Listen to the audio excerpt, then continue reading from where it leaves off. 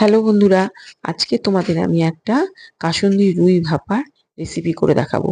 তোমরা এটা কাতলা মাছ দিয়েও করতে পারো, তবে আমি পুরো শিওর তোমরা এই এক ভাপা দিয়েই পুরো ভাত খেয়ে নিতে পারবে। তবে চলো এটা শুরু করা যাক। এর জন্য আমি একটা মিক্সিং জার নিয়েছি, তাতে 2 চামচ পোস্ত নিয়েছি। এর সাথে আমি একটু নুন দিয়ে শুকনোভাবে একবার ঘুরিয়ে নেব। দেখো ঘুরিয়ে নেওয়া হয়ে গেছে। এবার এর মধ্যে আমি দেব 4-5টা কাঁচা লঙ্কা, বেশ কিছুটা নারকেল কোড়া, আর দেব কিছুটা টক দই। এই 2-3 চামচের মতো টক দই দিয়েছি। দিয়ে এটাকে একটু পেস্ট করে নেব। এবার এর মধ্যে একটু অল্প করে জল দেব পেস্টটা একটু মিহি হওয়ার জন্য। আমার পেস্ট করা হয়ে গেছে। এবার চলো গ্যাসে কড়াই বসিয়েছি, কড়াই বসিয়ে এর মধ্যে সর্ষের তেল দিয়ে দিয়েছি। তেলটা গরম হয়ে গেলে আমি আগের থেকে নুন হলুদ মাখানো মাছগুলো দিয়ে ভেজে নেব।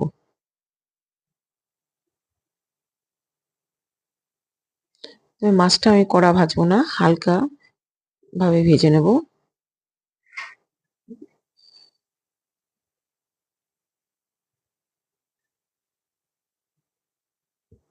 জাস্ট সাঁতলে নেওয়ার মতো নিয়ে এবার আমি এগুলোকে তুলে দেবো। কড়া ভাজলে এর মধ্যে মশলা ভালো মতো ঢুকবে না। এবার আমি একটা টিফিন কারি বাটি নিয়েছি, বাটির মধ্যে যে পেস্টটা তৈরি করেছিলাম সেটা ঢেলে দিচ্ছি।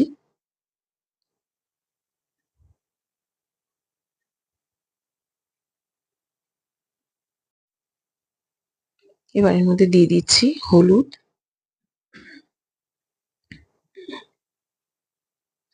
দিচ্ছি কিছুটা চিনি,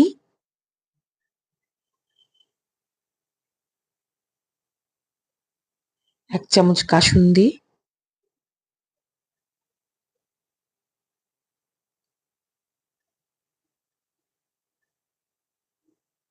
স্বাদ মতো নুন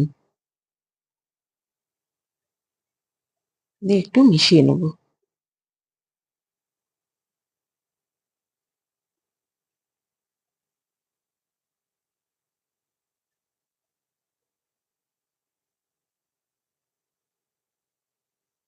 আমার কাসুন্দি একটু কম হয়ে গেছে, তাই আমি আরেক চামচ কাসুন্দি দিলাম আর হাফ কাপের মতো টক দই দিলাম। দিয়ে এবার পুরো পেস্টটাকে ভালো করে মিশিয়ে নেব।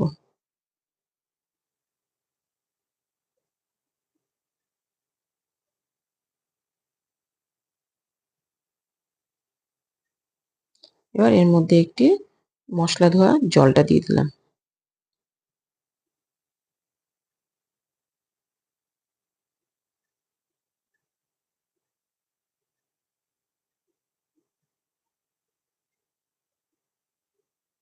ভাজা মাছগুলো এর মধ্যে দিয়ে দিচ্ছি।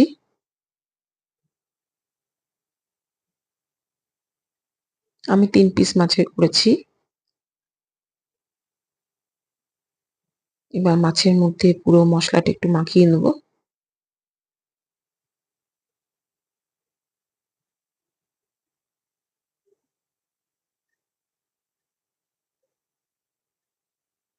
মাখানো হয়ে গেছে। উপর থেকে 3টে কাঁচা লঙ্কা দিয়ে দিলাম আর বেশ কিছুটা সর্ষের তেল দিয়ে দিচ্ছি।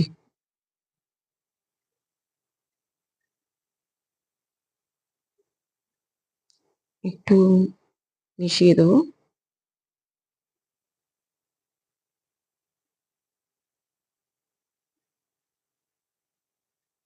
এবার কড়াইতে বেশ কিছুটা জল দিয়ে গরম করতে বসিয়েছি। একটা স্ট্যান্ড উল্টো করে আমি বসিয়ে দেবো। বসিয়ে দিয়ে এর উপরে টিফিন কারি বাটিটা দিয়ে দিলাম। এবার এই ভাপাটা হতে আমার প্রায় 30 মিনিট সময় লাগবে। আমার হয়ে গেছে। দেখো কেমন হয়েছে। আমার রেডি রুই কাসুন্দি ভাপা রেসিপি। তোমরা অবশ্যই এটা বাড়িতে বানিয়ে খেও। আর যদি তোমাদের ভালো লাগে তবে আমার চ্যানেলটাকে সাবস্ক্রাইব করো, লাইক করো, শেয়ার করো আর আমার চ্যানেলের পাশে থেকো।